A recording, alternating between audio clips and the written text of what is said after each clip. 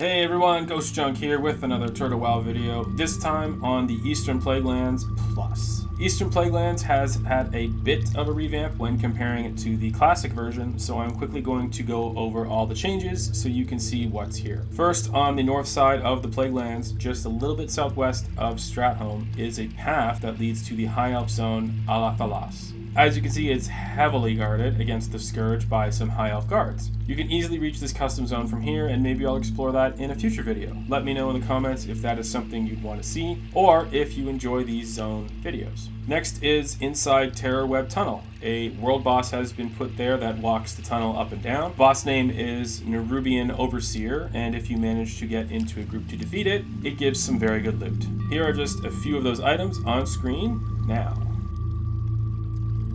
Just south of Terradale is a new path leading up to a new subzone called Forlorn Summit. This is a new questing area for the zone and has a few quests you can pick up at Light's Hope Chapel. The Turtle Wow devs have clearly put a good amount of time into this zone, and I'm going to do a quick run around to give you an idea of what it looks like. They are trying to fit the vibe of a fallen town much like the rest of the Eastern Plaguelands.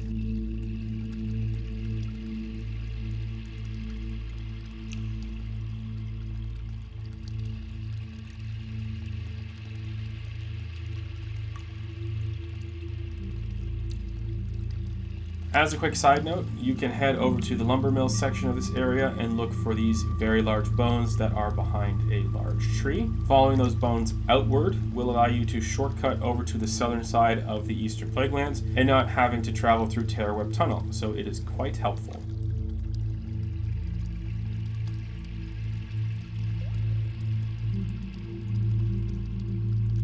Heading further south, where I am on the map, currently is a guild base for the Crusade. Anyone can come by to this area, and it is a good place to stop off to vendor items or access your bank if needed while out and about on your journey.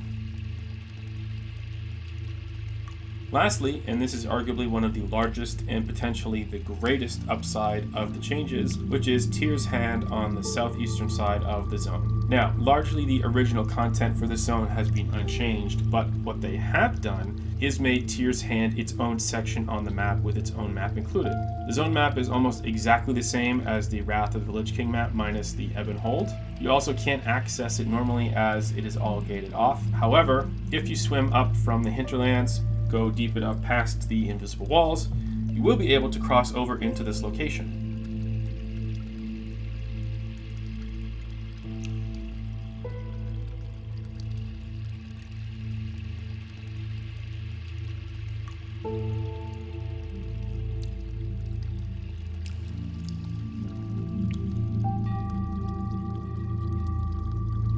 We can currently see some base NPCs that have been included here. Some I think were imported from just backporting this zone. Others possibly Turtle Wow put here as something for them to start in the future. But for now, I'm just going to run around and explore the zone on your behalf so you can see it.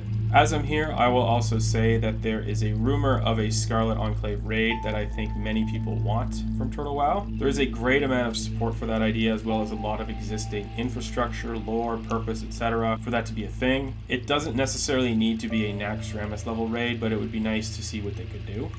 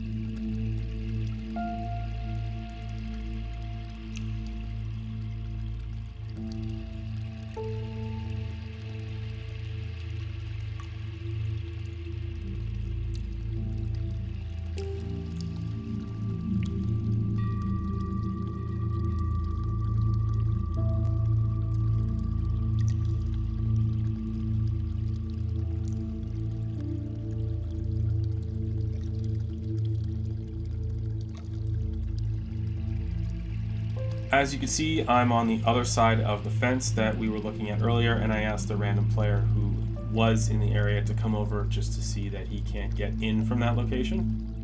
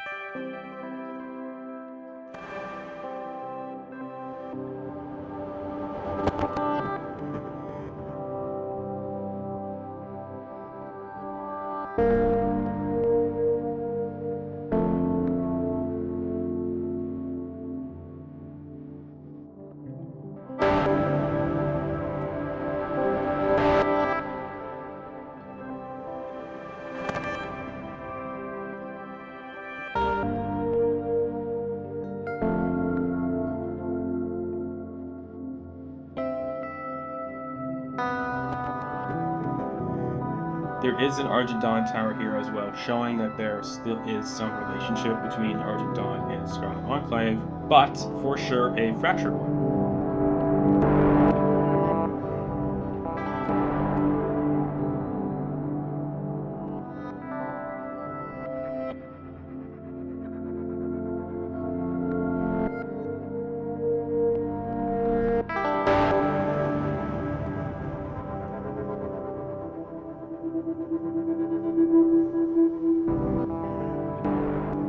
Heading to the beach area, there are a lot of pirate ghosts that appear to be for some kind of future quest.